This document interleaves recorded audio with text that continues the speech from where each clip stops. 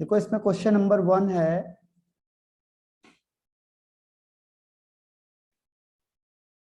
Structure is a mixed oxide of a mixed oxide is cubic close packed, यानी CCP है। ठीक है। And the unit cell of mixed oxide is composed of oxide ions. ठीक है, यहां तक तो कोई मतलब नहीं हमारा। आगे बढ़ जाओ। 1/4 of the tetrahedral voids are occupied by divalent metal। देखो 1/4 of tetrahedral void means 1/4 into tetrahedral voids। Divalent A, valency से हमें कोई मतलब नहीं। ए ये है 1/4 tetrahedral voids and octahedral void are occupied by monovalent metal B। और जो बी है आपका उसमें कौन सा है? ऑक्टाहेड्रल वॉइड्स है। ठीक है, तो आप कहोगे ये ऑक्सीजन कहां से आ गया? जो ऑक्सीजन है आपका वो कहां पे है? वो सीसीपी पे लगा हुआ। देखो cubic unit cell is mixed oxide is composed oxide ion. ठीक है, तो जो इसमें ऑक्साइड होगा, ऑक्सीजन होगा, वो कहां पे लगा हुआ है? सीसीपी पे लगा हुआ है। ठीक है, अब बताना है इसका फॉर्मूला क्या होगा। कोई गैस कर सकता है इसका आंसर क्या होना चाहिए?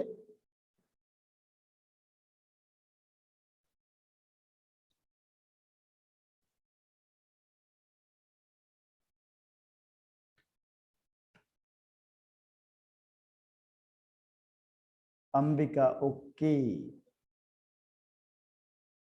मैंने आपको कहा हुआ ये क्वेश्चन 101% आएगा आपके एग्जाम में। इस टाइप का फॉर्मूला वाला क्वेश्चन जरूर आएगा एक आपके पास।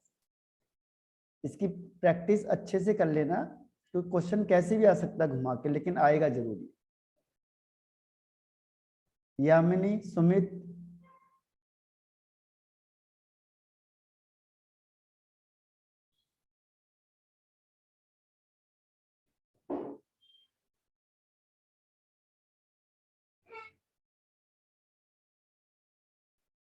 तो चलो मैं बता देता हूं आपको इसका आंसर। अच्छा, Sumit and Yamini, okay okay. अब देखते चेक करते हैं। इसका आंसर अंबिका ने सही बताया वैसे। ठीक है, फिर भी देखो एक बार। ऑक्सीजन है, देखो ऑक्सीजन लिखा नहीं है, तो जो लिखा नहीं है आप उसे सीसीपी मान लो। ये ध्यान रखना अब आपने।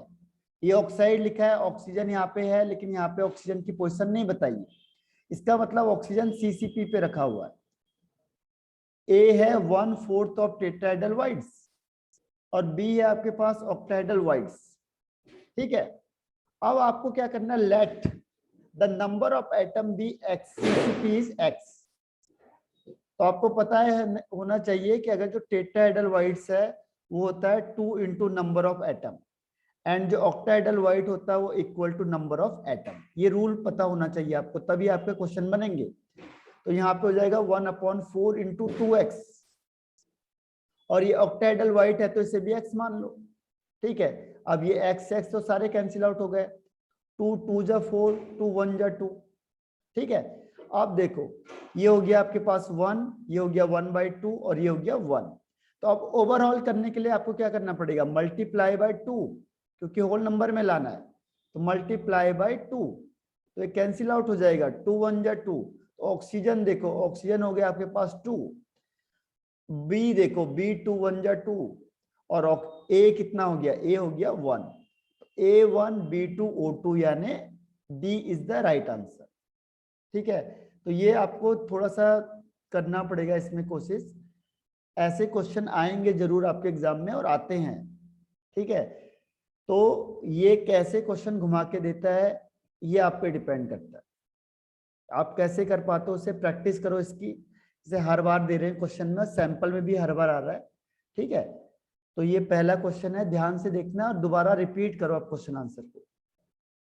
Question number 2, coordination number of HCP structure is. ये तो आसान सा क्वेश्चन है, सॉलिड स्टेट का। ठीक है, इसका आंसर बताओ जरा। Coordination number of HCP structure is.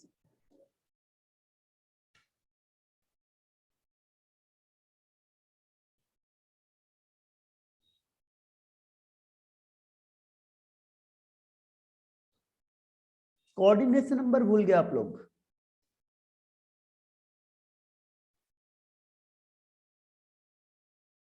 Yamini, okay. और कोई आंसर? कोऑर्डिनेशन नंबर तो बहुत इजी है।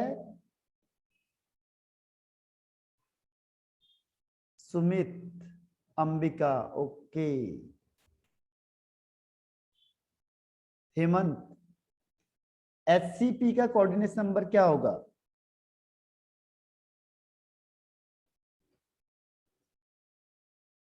देखो, सबसे पहले आता है सिंपल वाला।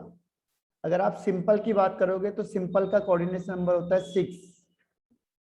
बीसीसी का कोऑर्डिनेशन नंबर होता है 8।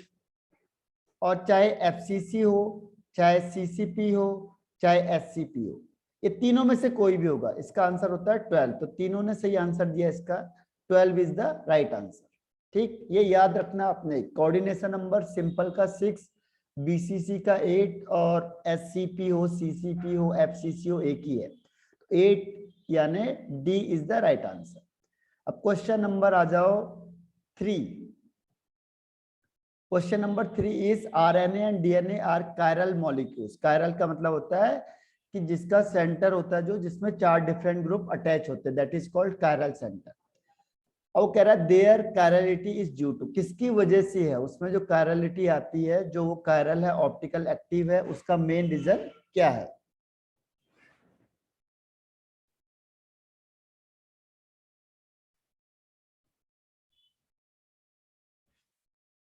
हाँ, very good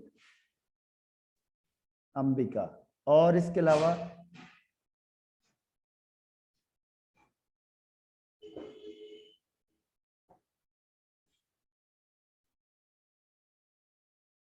Yamini, okay. Sumit and Hemant?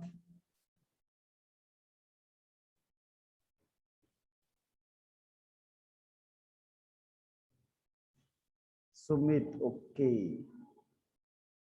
तो इस बार भी अंबिका ने बाजी मार दी, वेरी गुड। अंबिका आगे निकल गई आप लोगों से। यहाँ पे भी उसने बताया डी सुक्रोज। देखो, सुक्रोज जो कंपोनेंट होता है, इसकी वजह से सुक्रोज में क्या होगा, सुक्रोज का आपको स्ट्रक्चर पता है कैसे बनता है, यहाँ से ये बनेगा, यहाँ से ये बनता है, यहाँ से बन जाता है, इस तरीके से आप सुक्रोज बनाते हो, चाहे आरएनए हो चाहे डीएनए। उसमें होता है डी ऑक्सी राइबोज सुक्रोज। तो उसमें कायरल सेंटर होते हैं बहुत सारे, ये कायरल कार्बन हो गए। तो कायरलिटी का मेन रीजन क्या है कि जो उसमें डी सुक्रोज कंपोनेंट होता है। अगर आपको बीटा बनाना है तो बीटा के लिए OH ऊपर हो जाएगा, ठीक है। बाकी आरएनए के लिए अगर करोगे तो यहाँ पे ऐसे आता है, ठीक। और बाकी ये OH आ जाता है, थर्ड में यहाँ पे H आ जाता है, और ये आ जाता है CH2OH। तो ये कौन सा, ये राइबोज शुगर है। ये कौन सा शुगर है? राइबोज शुगर है। डी आपको बता देता हूं मैं, डी किसकी वजह से होता है कि जो OH ग्रुप होता है लास्ट कायरल कार्बन का, वो किस साइड में होता है? राइट हैंड साइड में, तो उसके लिए डी वर्ड यूज करते हैं। शुगर कंपोनेंट यानी राइबोज शुगर होता है इसमें, इसकी वजह से, तो D is the right answer. और इसमें बहुत सारे कायरल सेंटर मिलेंगे आपको। एक कायरल सेंटर ये हो गया। कायरल सेंटर का मतलब होता है, कायरल का मतलब होता है कि जो सेंटर क्या होता है, 4 डिफरेंट ग्रुप से अटैच होता है, अटैच टू 4 डिफरेंट ग्रुप, अलग अलग ग्रुप से अटैच होगा, उसे कहते हैं कायरल, और उसकी वजह से कायरलिटी आ जाती है, ठीक है। तो इसका आंसर हो जाएगा डी। अब क्वेश्चन नंबर आते हैं हम लोग 4 पे। क्वेश्चन नंबर 4, ये भी अच्छा क्वेश्चन है, एक बार पहले भी आ चुका है क्वेश्चन। तो बताओ जरा इसका आंसर क्या होगा। Which of the following reagent convert the propene to propane 1 ol, propane 1 ol. आपको कौन सा आंसर लग रहा है इसमें से?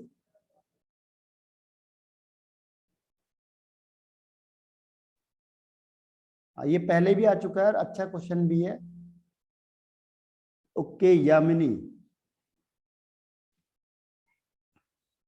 और अंबिका, ओके। सुमित और हेमंत।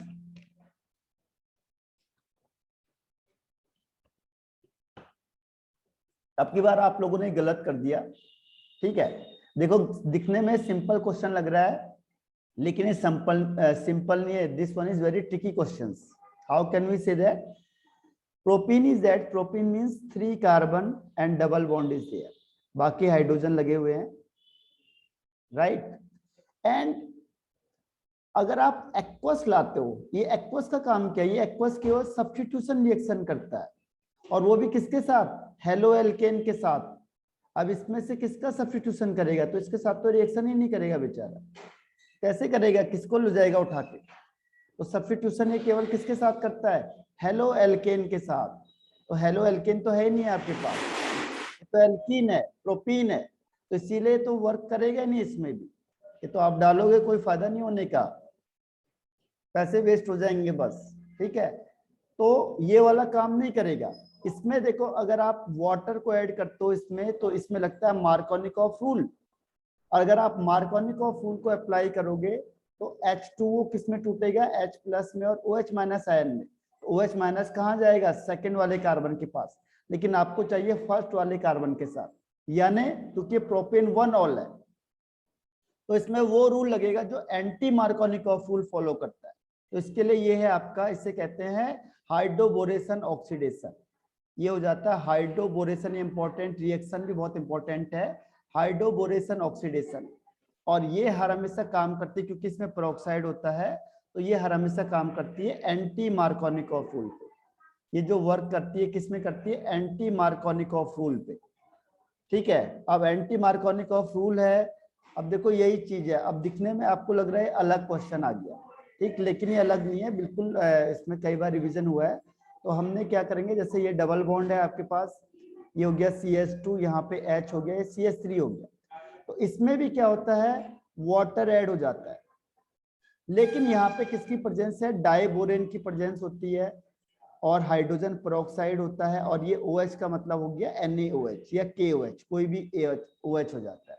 अगर आप इनको लाओगे तो ये OH कहाँ जाएगा, जहां पे हाइड्रोजन ज्यादा है, यानी इसमें लगता है एंटी मार्कोनिकॉफ रूल, और इसकी वजह से क्या होता है, जो फर्स्ट पोजीशन है वहां पे लग जाएगा आपके पास OH, और सेकंड में लग जाता है हाइड्रोजन, तो इसे कहते हैं एंटी मार्कोनिकॉफ रूल, और इसकी वजह से बनता है प्रोपेन 1 ऑल, 1 यानी फर्स्ट में चल गया। तो ये मार्कोनिकॉफ रूल को फॉलो नहीं करेगा, ये तो एडिशन रिएक्शन है, जबकि ये तो सब्स्टिट्यूशन देता है, तो ये तो किसी काम का नहीं रहा आपके पास, ये रिड्यूसिंग एजेंट होता है, ठीक है, रिड्यूस कर देगा। तो बच्चे आपके पास ये दोनों ले देके, ये दोनों हाइड्रोजन को ऐड करते हैं, लेकिन ये वाला जो वाटर ऐड करेगा, यानी इसमें H प्लस और OH माइनस अगर ऐड होते हैं तो उसमें लगता है मार्कोनिकॉफ रूल। अगर इसमें आता प्रोपेन 2 ऑल, प्रोपेन 2 ऑल, तो ये वाला लगता, क्यों, क्योंकि ये मार्कोनिकॉफ रूल को फॉलो करता है, ठीक है।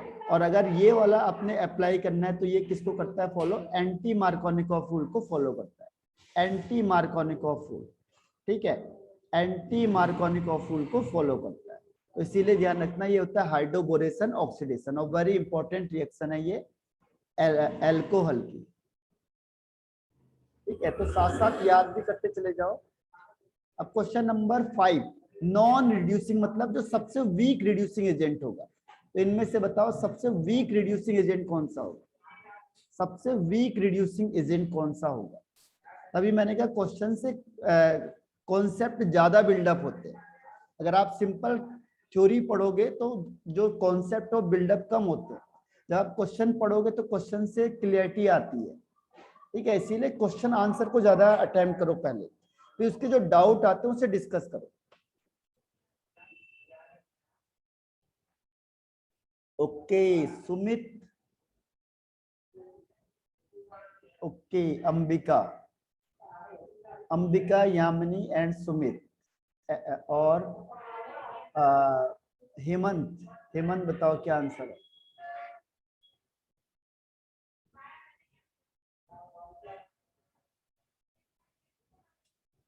देखो अब मैं आंसर बता देता हूं, आप लोगों ने सबने लगभग आंसर सही दिया है, H2O। देखो सबसे पहले अगर आपको आ गया कि नॉन रिड्यूसिंग का, तो रिड्यूसिंग पहले क्या होता है, रिड्यूसिंग एजेंट क्या होता है, रिड्यूसिंग का मतलब जो दूसरे को रिड्यूस करेगा लेकिन खुद का ऑक्सीडेशन हो जाएगा, ठीक है। अब खुद का ऑक्सीडेशन होगा, इनके पास हाइड्रोजन है, तो ऑक्सीडेशन का मतलब removal of hydrogen, removal of hydrogen, जिसमें हाइड्रोजन रिमूव हो जाएगा, ठीक है। तो रिमूवल ऑफ हाइड्रोजन, अब जो हाइड्रोजन रिमूव होगा वो हाइड्रोजन कौन जल्दी रिमूव करेगा, और कह रहा है नॉन, नॉन का मतलब जो हाइड्रोजन निकालेगा ही नहीं अपने पास से। तो जिसका छोटा साइज होगा उसमें हाइड्रोजन क्या होंगे, टाइटली बाउंड करके रखेंगे, तो इससे हाइड्रोजन रिलीज ही नहीं होगा, ठीक है। और जो बड़ा साइज है देखो H2T, ये स्ट्रॉन्ग रिड्यूसिंग एजेंट है। ये क्या है, strong reducing agent. Strong reducing agent का मतलब क्या हुआ, इसका ऑक्सीडेशन बहुत जल्दी हो जाएगा क्योंकि बड़ा साइज है। टी का कैसा साइज होता है, टी है लार्ज साइज का, और जब लार्ज साइज का होगा तो क्या होगा, इसका साइज बड़ा है, तो जो TeH बॉन्ड होता है वो वीक हो जाएगा बॉन्ड, और वीक होगा बॉन्ड तो जल्दी टूट जाएगा, जल्दी टूट जाएगा तो H क्या होगा, इजिली रिमूव हो जाएगा, ठीक है, इजिली रिलीज हो जाएगा H। इसकी वजह से H2TE स्ट्रॉन्ग रिड्यूसिंग एजेंट होता है, और H2O सबसे वीक रिड्यूसिंग एजेंट होता है, वीक रिड्यूसिंग एजेंट, इसीलिए H2O is the right answer. देखो ये रिड्यूसिंग एजेंट, ऑक्सीडाइजिंग एजेंट का भी क्वेश्चन आता है, और एसिडिक स्ट्रेंथ, बेसिक स्ट्रेंथ का भी क्वेश्चन आता है, लगभग हर साल उसमें पूछ लेता है, तो इसको भी ध्यान रखना इस कॉन्सेप्ट को, रिड्यूसिंग एजेंट का और ऑक्सीडाइजिंग एजेंट का, ठीक है। अगर नहीं आया कोई तो रिपीट कर देना मुझे, आप लिख देना रिपीट का।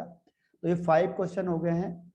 अब सेकंड 6 क्वेश्चन है, कौन सा परमानेंट मैग्नेटिज्म शो करता है, permanent magnetism, which one show permanent magnetism.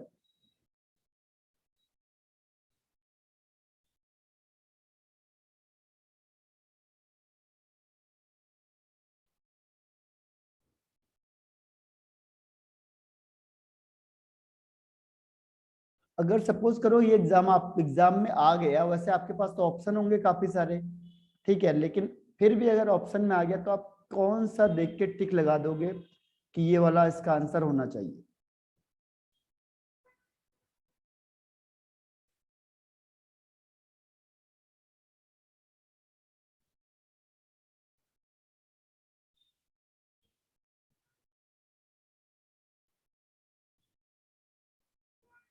अच्छा, यामिनी, सुमित, ओके, और कोई आंसर नहीं है, अच्छा चलो अंबिका, हाँ वेरी गुड, अंबिका ने आंसर बिल्कुल सही दिया है, 4 इज द राइट आंसर। फेरो, जो आपके घरों में भी जो मैग्नेट होगा वो किसका होता है, ये फेरो मैग्नेट का बना होता है, ध्यान रखना। हाँ सुमित राइट आंसर है। जो भी आपके घरों में जो मैग्नेट रखा होता है वो कौन सा मैग्नेट होता है, फेरो मैग्नेटिक होता है, ठीक है, फेरो मैग्नेटिक, जिसमें सारे के सारे जो अनपेयर्ड इलेक्ट्रॉन होते हैं अलाइन होते हैं सेम डायरेक्शन, और जब सारे के सारे सेम डायरेक्शन में हो जाते हैं तो सेम डायरेक्शन की वजह से इसका मैग्नेटिक फील्ड बहुत ज्यादा हो जाता है, और it's show magnetic field even in the absence of magnetic field, ठीक है। तो इसीलिए 6 का आंसर हो जाएगा डी। अब क्वेश्चन नंबर 7, ये वाला भी आप लोगों ने नहीं किया है, ठीक है, ये मैं आपको बता देता हूं इसका आंसर। चलो एक बार आप तुक्का लगा लो, किसी का अगर तुक्का सही लगता है तो।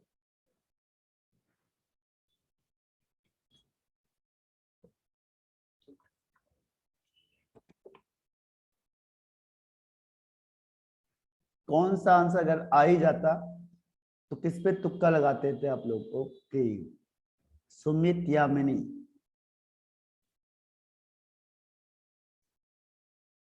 और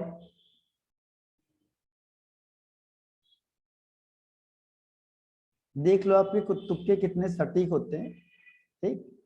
तो और कोई आंसर नहीं है, चलो मैं बता देता हूं, इसका आंसर है बी, ठीक है, गेटरमैन रिएक्शन। इसमें क्या होता है देखो, HCN है और HCl है, तो CN का मतलब होता है ट्रिपल बॉन्ड, तो यहाँ पे क्या होगा, ये माइनस होगा, ये प्लस हो जाएगा, यहाँ पे आपको पता है कि नाइट्रोजन नेगेटिव होगा और कार्बन प्लस हो जाएगा, इसमें एडिशन रिएक्शन हो जाती है, माइनस वाला प्लस के पास, प्लस वाला माइनस के पास जाएगा, तो ये डबल बॉन्ड छूट के क्या होता है, सिंगल बॉन्ड हो जाता है, तो सिंगल बॉन्ड होगा तो H यहाँ पे आ गया, ठीक है, और यहाँ पे Cl आ जाता है, डबल बॉन्ड होगा, N में नेगेटिव है तो उसके पास प्लस आ जाएगा, ये हो जाएगा।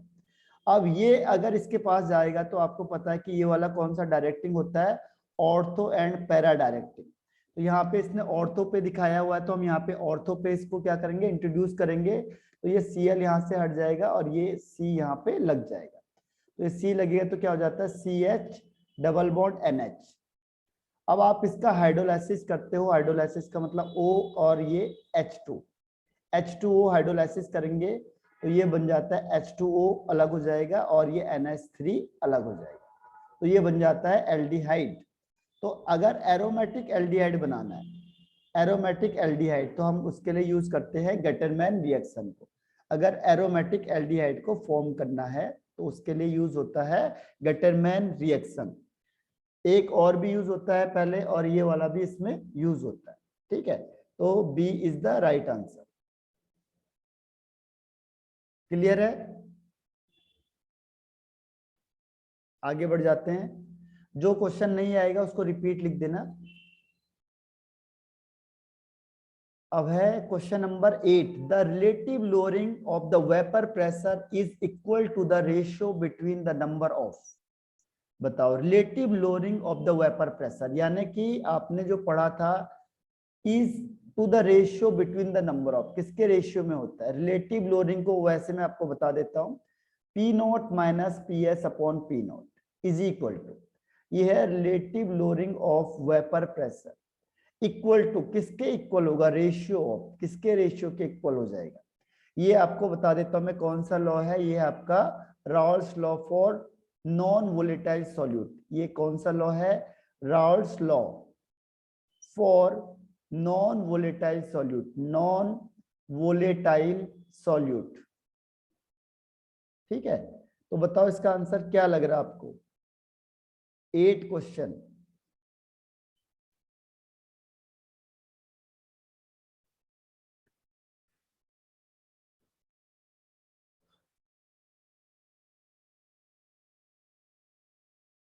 ओके, अंबिका और सुमित,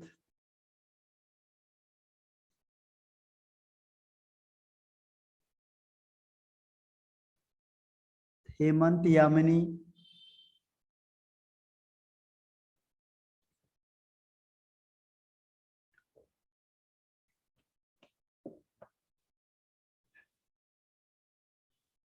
चलो आपको आंसर बता देते हैं। दोनों ने इसका आंसर सही बताया है, सुमित एंड अंबिका।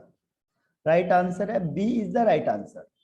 देखो इसमें होता क्या है कि आपको पता है relative lowering of the vapour pressure किसके इक्वल होता है? पहले मोल फ्रैक्शन ऑफ बी के, ठीक है। मोल फ्रैक्शन ऑफ बी का मतलब क्या हो जाएगा? Number of moles of solute upon number of total number of moles of solution, ठीक है। तो मोल्स और मॉलिक्यूल को हम कई बार सेम भी कह सकते हैं, वैसे मोल्स ही होता है लेकिन मॉलिक्यूल्स भी कह दोगे आप तो भी यहाँ पे सिमिलरिटी आ जाएगी, क्योंकि जितने मोल्स ज्यादा होंगे उतने मॉलिक्यूल्स भी ज्यादा होंगे।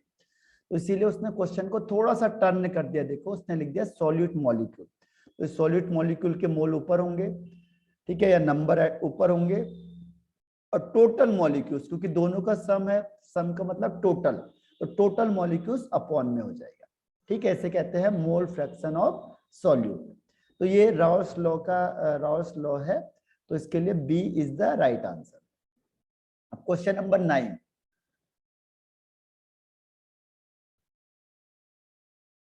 इसमें बताओ all the elements of oxygen family are, कैसे होते हैं?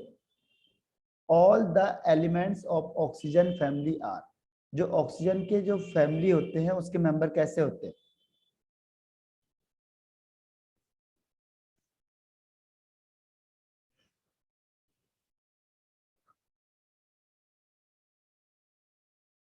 ओके अंबिका, और कोई आंसर? ऑक्सीजन फैमिली के मेंबर कैसे होंगे? Okay Ambika, and any other answer? Sumit, okay, और इसके अलावा यामिनी, अंबिका, हेमंत?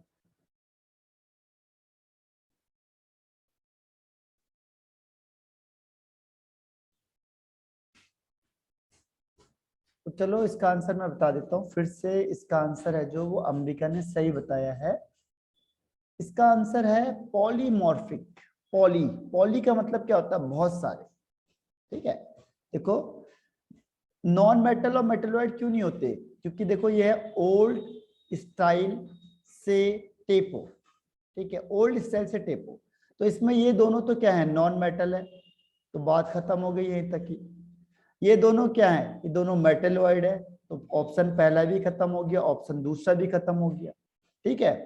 और तीसरा भी खत्म हो गया, क्योंकि पोलोनियम कैसा होता है, रेडियो एक्टिव होता है, पोलोनियम इज रेडियो एक्टिव, तो ये तीसरा ऑप्शन भी खत्म हो गया। पॉली का मतलब होता है मैनी, पॉली मीन्स होता है मैनी, एंड मॉर्फिक मीन्स होता है साइज या फॉर्म। तो मैनी फॉर्म्स में होते हैं, जैसे ऑक्सीजन के लिए देखो O2 भी हो सकता है, O3 भी हो सकता है, तो ऑक्सीजन अलग अलग फॉर्म में एग्जिस्ट कर सकता है। ऐसी सल्फर होता है, S2 हो सकता है, S8 हो सकता है, S6 हो सकता है। तो ये अलग अलग फॉर्म में अलग अलग स्ट्रक्चर में क्या है, एग्जिस्ट करेंगे, तो उसे कहते हैं पॉली। पॉली मतलब मैनी, और मॉर्फिक मीन्स फॉर्म या साइज, ठीक है। तो जितने भी मेंबर होंगे उसका कॉमन चीज क्या है कि वो अलग अलग साइज पे या अलग अलग शेप पे क्या करते हैं, एग्जिस्ट करते हैं, इसीलिए D is the right answer. बाकी ये नहीं हो सकते, क्योंकि मैंने आपको बता दिया दो आगे के मेटल है, फिर मेटलॉइड है, और लास्ट में रेडियो एक्टिव है, तो तीनों आ गए। तो तीनों तो हो नहीं सकता ऑप्शन में, तो चौथा ऑप्शन ही सही होगा। अब क्वेश्चन नंबर आ जाओ नेक्स्ट पे 10। इस क्वेश्चन में देखो वैल्यूज क्या और फाइंड आउट क्या करना है, बहुत ज्यादा हार्ड क्वेश्चन नहीं, देखो हमने पहले भी किया था क्वेश्चन, अगर आपको याद हो तो।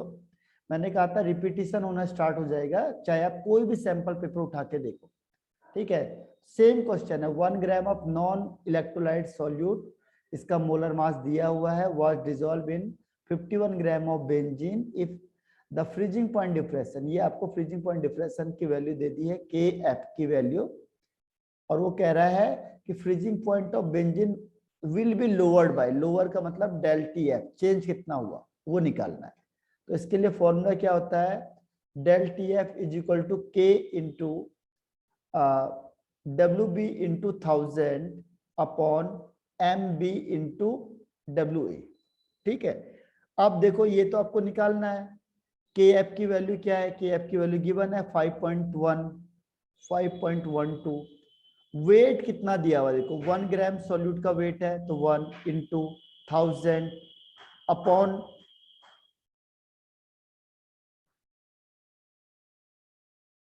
अपॉन आएगा M B, molar mass of solute, और मोलर मास सॉल्यूट देखो इसने लिखा हुआ है यहाँ पे 250 ग्राम पर मोल, तो ये मोलर मास सॉल्यूट का, तो 250 ग्राम, और वेट ऑफ सॉल्वेंट, वेट कितना दिया हुआ है सॉल्वेंट का 51.2, बस आप इसको सॉल्व करोगे आंसर आ जाएगा। ये देखो 51.2 एंड सॉरी ये है आपका 5.12 और ये है 51.2, ठीक है। के एफ की वैल्यू क्या है 5.12 और वेट कितना दिया हुआ है 51.2, तो इसको क्या करो, 2 जीरो से हटा दो, ये 1 जा जाएगा, ये 10 जा हो जाएगा, फिर ये 1 जीरो से 1 जीरो हटा देंगे, तो क्या आ जाएगा 100 अपॉन 250, फिर 1 जीरो से 1 जीरो हटा दो, 2 5 जा 10 एंड 2 5 जा 15, तो ये आ जाएगा लगभग 0.4, यानी सी इज द राइट आंसर। तो जो 10 है उसका आंसर क्या हो जाएगा सी, इतना इंक्रीज होगा या इतना डिक्रीज हो जाएगा। तो जैसे हमने इसमें क्या किया, सॉल्यूट मिलाया, नॉन इलेक्ट्रोलाइट सॉल्यूट मिलाया सॉल्वेंट में, बेंजीन में, तो क्या हुआ उसका जो फ्रीजिंग पॉइंट है उतना कम हो गया, 0.4 केल्विन, ठीक है। अब क्वेश्चन नंबर आते 11 में, क्वेश्चन नंबर 11,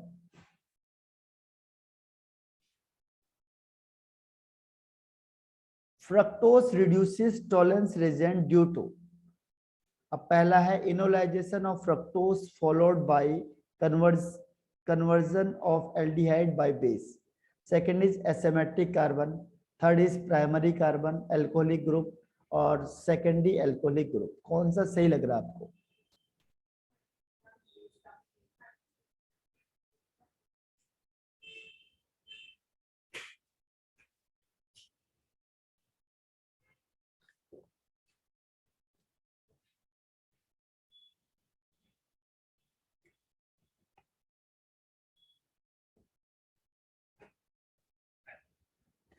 ये थोड़ा सा लीक के हटके क्वेश्चन, इसलिए आपको टफ लग रहा है। फ्रक्टोज रिड्यूस करता है टॉलरेंस रीजन को, इसका रीजन है enolization. Enol form, keto form अगर आपने पढ़ा होगा टेटोमेरिज्म वगैरह में, ठीक है। आइसोमेरिज्म में एक फॉर्म आता है इनोल फॉर्म। इन ऑल, देखो इसका नाम ही पड़ गया इन। इन का मतलब जिसमें डबल बॉन्ड होगा, और ऑल, इनॉल, ऑल का मतलब जिसमें OH ग्रुप, अगर आपको याद आ होगा 11th में, तो इनॉल फॉर्म होता है जिस कार्बन के साथ डबल बॉन्ड भी होता है और OH ग्रुप भी अटैच होता है, उसे कहते हैं इनॉल। तो इसमें इनॉल फॉर्म, कीटो फॉर्म बनते रहते हैं। इसकी वजह से enolisation of fructose followed by conversion of aldehyde by base, ठीक है। तो जैसे ही क्या करता है, एल्डिहाइड को आप कन्वर्ट करोगे बेस के प्रेजेंस में, तो क्या होगा, इनोल फॉर्म बनेगी, कीटो फॉर्म बनेगी। तो इनोलाइजेशन का मतलब फॉर्मेशन ऑफ इनोल, तो ये इनोल बन जाता है, ठीक है। इसकी वजह से ये टॉलरेंस रीजन को क्या करता है, रिड्यूस कर देता है। इसीलिए ए इज द राइट आंसर। ये थोड़ा सा हाई लेवल का क्वेश्चन हो गया। अब क्वेश्चन नंबर 12, क्वेश्चन नंबर 12 का बताओ कि एल्डिहाइड किससे नहीं बनता है। ये तो बहुत इजी क्वेश्चन है, क्वेश्चन नंबर 12, ठीक है। ये इजी क्वेश्चन में आता है क्योंकि आपने सारी चीज पढ़ी हुई है। तो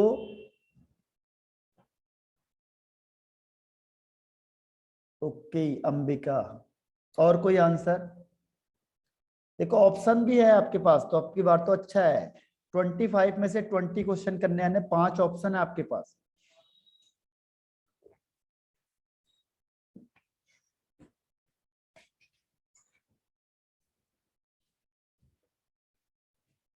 तो जो श्योर होगा 25 में से फर्स्ट 20 वही करना बस, ठीक है। 21 किया आपने तो फर्स्ट 20 काउंट होंगे, लास्ट वाला काउंट नहीं होगा।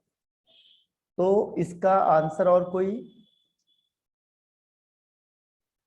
तो इसका आंसर अंबिका ने सही दिया है, A, B is the right answer, ठीक है। किससे एल्काइल हैलाइड किससे प्रिपेयर नहीं होता है, ठीक है। तो ये है ल्यूकास रिएजेंट। ये कौन सा रिएजेंट है, ल्यूकास रिएजेंट, तो ये करेगा। उसके साथ PCl5 करता है, SOCl2 करता है। ये सब एल्कोहल को किसमें चेंज करेंगे, एल्काइल हैलाइड, लेकिन NaCl नहीं कर पाता, ठीक है। तो इसका आंसर क्या हो जाएगा, NaCl। NaCl कभी भी एल्कोहल से क्या नहीं बना पाएगा, एल्काइल हैलाइड।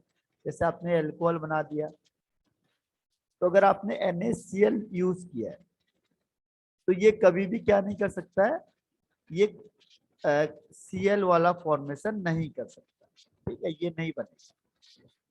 तो ये आपका आंसर बी है। बाकी सारे केस में बनता है, इसमें बनता है, इसके अलावा PCl3 में बनता है, ठीक है। बहुत सारे ऑप्शन है इसमें, लेकिन NaCl इज नॉट ऑप्शन। तो यहाँ पे कह रहा है which can not be use to prepare alkyl halide from alcohol. NaCl is the right answer.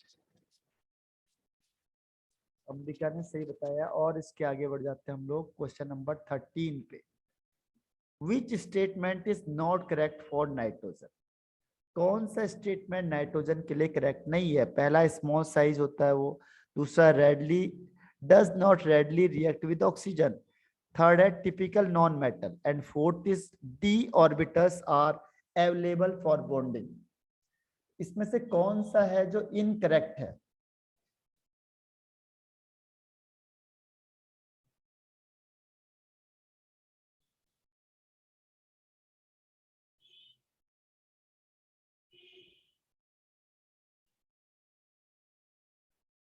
Okay Ambika, और कोई आंसर?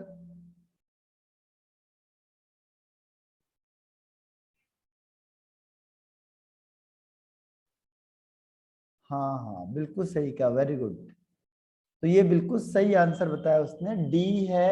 देखो आपको ये इजी क्वेश्चन में है, ये बहुत इजी क्वेश्चन में है। आपको पता है कि जो नाइट्रोजन होता है उसमें अब्सेंस ऑफ डी ऑर्बिटल होता है, इसीलिए उसकी मैक्सिमम कोवैलेंसी 4 होती है, क्योंकि उसमें डी ऑर्बिटल नहीं होता है, छोटा होता है। स्मॉल साइज सही है, और जब स्मॉल साइज होता है तो अनरिएक्टिव होता है, इसलिए जल्दी से रिएक्ट नहीं करेगा ऑक्सीजन के साथ। टिपिकल नॉन मेटल होता है, लेकिन ये वाला नहीं होता, इसीलिए D is the right answer. ये इनकरेक्ट है। अब क्वेश्चन नंबर 14 का आंसर बताओ। ऑक्सीजन मॉलिक्यूल्स एग्जिबिट, किस में एग्जिबिट करेगा? ऑक्सीजन मॉलिक्यूल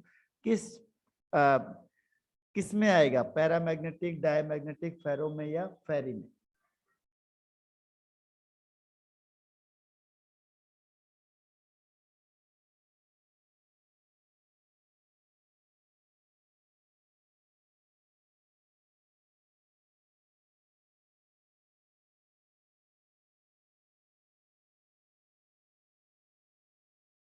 हाँ अंबिका। और इसके अलावा कोई आंसर?